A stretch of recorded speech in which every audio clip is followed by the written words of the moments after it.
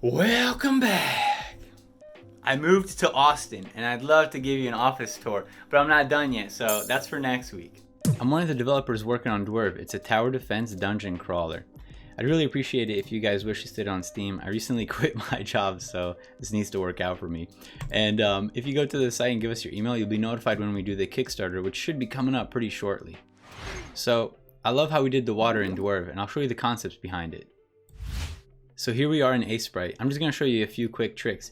If you select your background layer and you go to Edit Adjustments, Hue and Saturation, this is a quick way to adjust the color for your grass or whatever. Alright, and then if you are used to using Photoshop and you like to just see the layers, there's these 3 dashes with knobs on them, and over here you can select where you have these layers. By default it's on the bottom, but I'm not doing any animations, so I prefer to just see the layers. I got one more for you. So I'm just going to drag this out, and here you can actually choose to see thumbnails. And I love this because, wait, what did I do? Oh, thumbnail size. There we go. I'm going to make it like 4. Because now it really feels like Photoshop, and for me this is just a workflow that I'm used to. So normally I do 16 by 16, but you know what? Today I feel like doing 32 by 32. So you go to Edit, Preferences, Grid.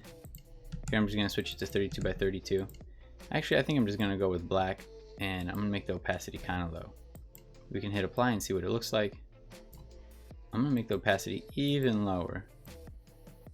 I like that. Yeah. All right, let's get started. So you really want to find a blue that matches your green. Here we have some water, and these two are pretty close. The quickest way that you can sort of get the same saturation is by go ahead and select your green, and then just go over to the blue. Not super deep blue, somewhere between light blue and dark blue. And this color will be something that fits your color palette. Unfortunately, this I don't think is blue enough for water, but it'll get you in the right spot. So I can just make this a little bit more saturated. If you're using this, then saturation is over to the right. But if you click on the color here, you can also switch over, make sure you switch over to HSV, and the S here is saturation. I love to use this as well. So let's go ahead and select this color, and we can just drag to the right and it'll be a little bit more saturated. If you saw my furniture video, I like to put a highlight on the edge, and that's exactly what we will do here. So I'm going to increase the saturation and increase the vibrance, and here I'm going to create an edge for the grass. I'm actually going to make this even brighter. Next I'm going to pick next I'm going to pick a brown, and this will basically be the stones. We're going for sort of like a Zelda look. I'm going to mess with this color a little bit. I think it needs to be darker. I love using the preview to see what it looks like, because when you're close to it like this, it's really hard to see the colors. I think we got to go even darker and saturate it a little bit more. There we go. Now it looks more like a bit of a cliff. Okay, so water is obviously transparent, so you would actually see some of this cliff in the water. An easy way to do that is you go to your alpha and go to maybe halfway, maybe even less. And here what you can do, let me switch to my rectangle fill tool, is just draw another block, whatever, somewhere right there. And this is the cliff that you can see through in the water. But I'd like to fade this because there shouldn't be this hard edge. So what I'm going to do is decrease the alpha even more.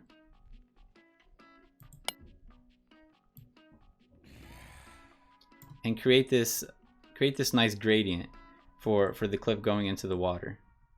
I think I might have made this a little bit too tall, but we're gonna fix all that. Okay, and then where the water touches this cliff, this is where there's gonna be some bubbles, some turbulence, and this is where we're going to lighten the blue. Lighten it quite a bit. You almost want to make it white. All right, so let's just go ahead and draw a line right there. That's where the water meets the cliff. And you know what? Not too bad. If you're going for a super clean look, this actually gets you pretty close. I think our green isn't bright enough. I'm gonna increase the saturation and vibrance on that even more, because when I zoomed out I couldn't really see it that well. All right, I think that's better. I'm gonna make this blue even brighter. It'd be fine if we even made it white. I just want to increase the contrast. Maybe this color right here, maybe make this a little bit darker. Yeah, I like that. All right, and now I'm gonna turn the grid back on. So this is obviously super clean, but let's start making it look like something, right? Okay, so the first piece of detail that we're gonna do is we're going to change this highlight into grass blades.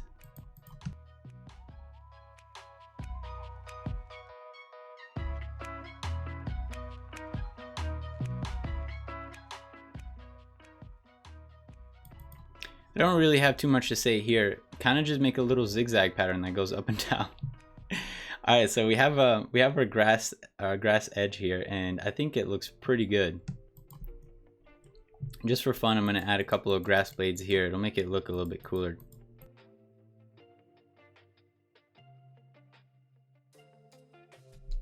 All right, now to make these grass blades pop, what we're going to do is we're going to grab the brown and decrease the vibrance. This is going to be basically the shadow that's underneath the grass. Don't be afraid to go pretty dark with this.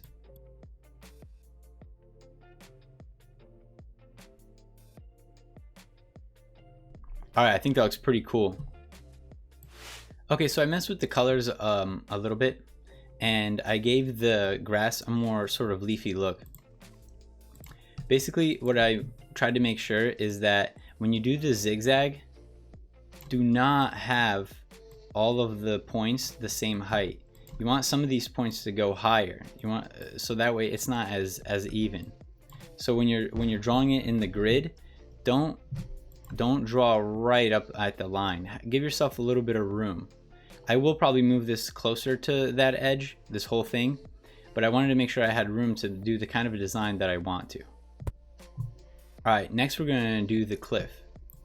It's just a little cliff, nothing too crazy, so we're not gonna go super into detail. We also don't want too much detail on here. There's a couple different techniques you can do, but I'll show you a very simple one. So just go ahead and grab the color that you used for shading and bring that color down. And pick a few spots where you're gonna just pull that line all the way down and almost draw stripes, but make them a little bit uneven. This will give it a look where some of the stones are further back and some of the stones are a little bit closer. So the ones that are further back, where you do have this dark color, those, let me say it the opposite way. So the stones that are the brighter color, bring these out forward a little bit and move the water line forward. So that way this isn't a straight line either. We're basically gonna do doing a zigzag here, just like we did with the grass, except they're gonna be bigger, much bigger than the grass blades.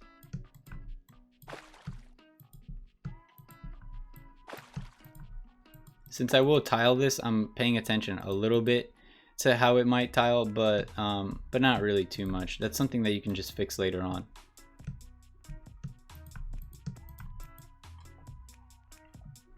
Okay, so now this has a much more natural look.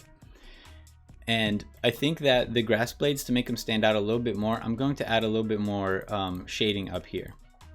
I think it'll just look a little bit better, and it'll make them look like they're hanging off of the cliff just a tad bit more. All right, so in general, this is pretty much it. You can also take this same color and add a couple of these little shimmers in the water.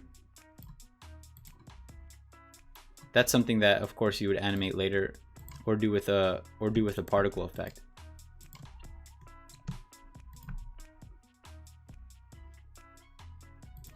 But there, now we have some water shimmers. We're almost done here, but I'll show you a few more details that you can add if you want to take this a little bit further. By the way, you can leave these straight, but if you want, for consistency's sake, this can follow the same sort of pattern that the stones do above. It's pretty easy to do, and I think it looks a little bit more natural.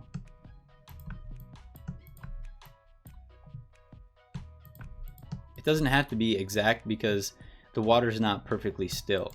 So you can have, for example, this go here, and I could have, you know, this be a little bit crooked here. It actually looks a little bit more natural if it's not exactly the same as the pattern above it.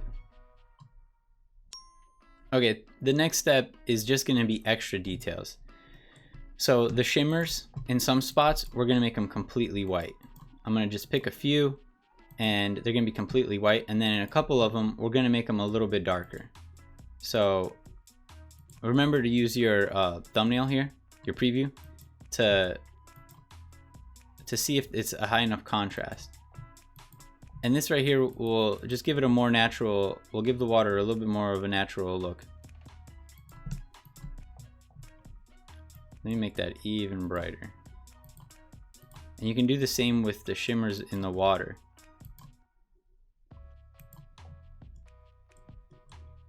Alright, next for the stones, I'm going to pick a brighter color.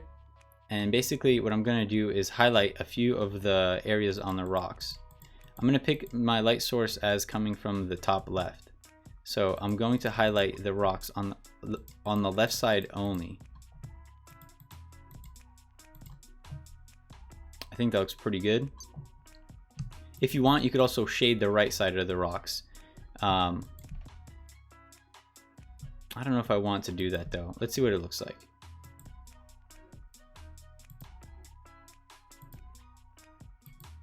I'll just do it in a few places,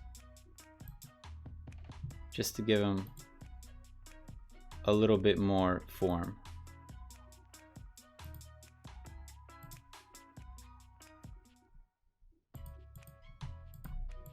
I don't know if that's necessary. It might start looking too messy. And then also these darks areas, you can go even darker. You can go pretty dark in here, which will make it look like there's really some crevices that the light just doesn't get into.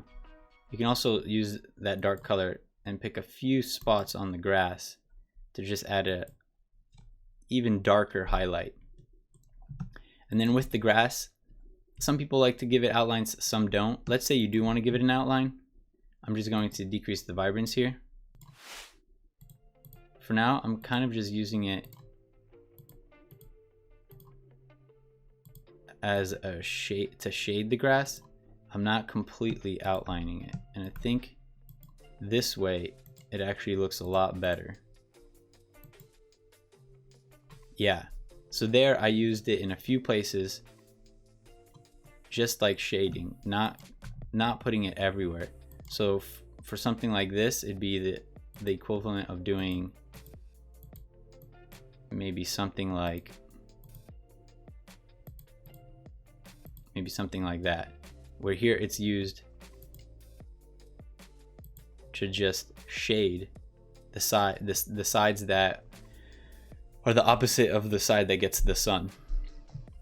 And if you want to go even further, probably for a game you don't need to put this much detail in it, but you know, if you're doing a piece, if you want to go even further, you can add highlights to the grass. I'm actually going to decrease saturation, because decreasing saturation brings it closer to white, which makes it look like it's being shined on. And we can even go a little bit towards yellow. I like hue shifting when I shade, so you can even give your grass a few highlights. I like to put the highlights near the tips of the grass.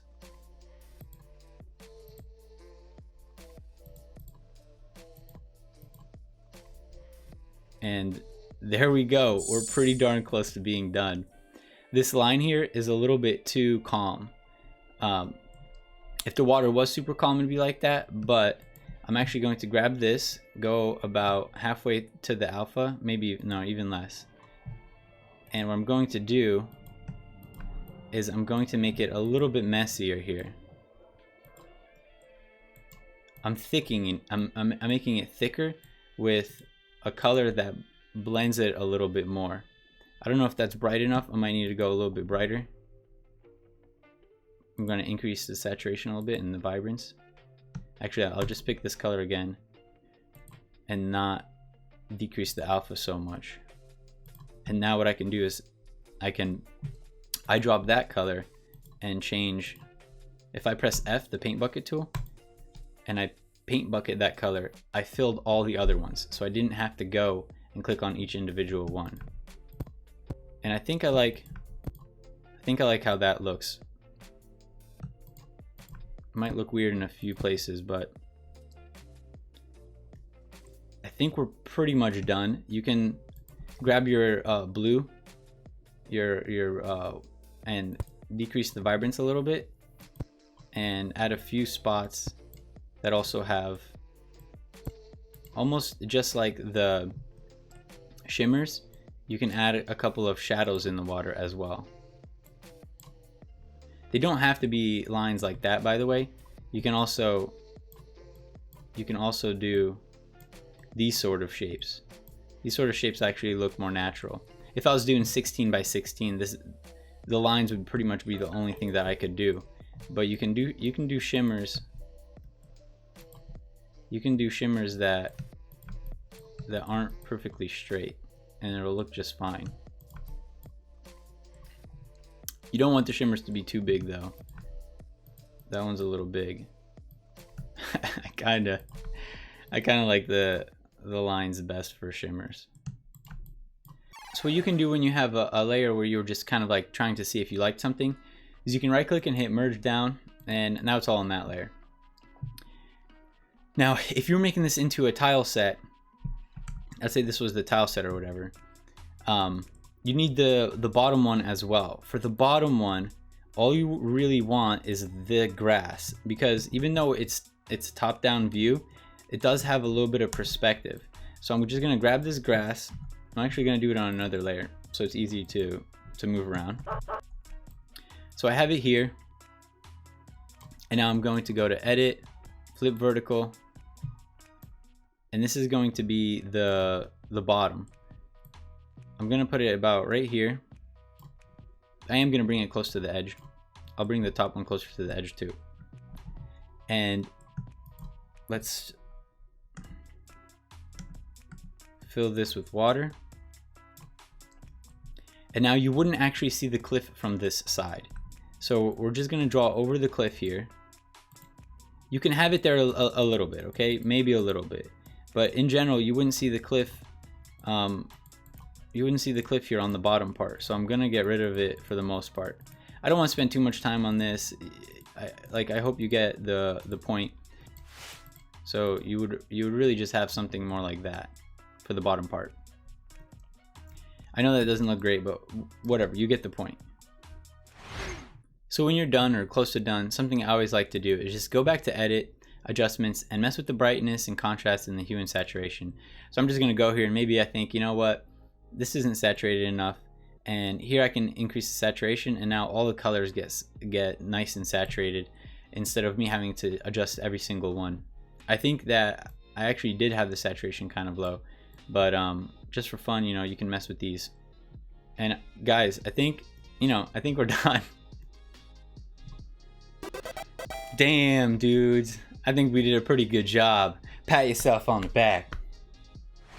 There's a link in the description to my itch where I have free pixel art assets. I'm constantly going to be adding to these, so you should follow me. Check out this Spread Nutella, not hate shirt. You can get it at Panic Pop. Thanks for watching. Please share this video with a friend. Can you guess the games behind me? I think I'm going to switch them out, so it could be like a little game. Anyway, I'll see you guys next week. Deathlight.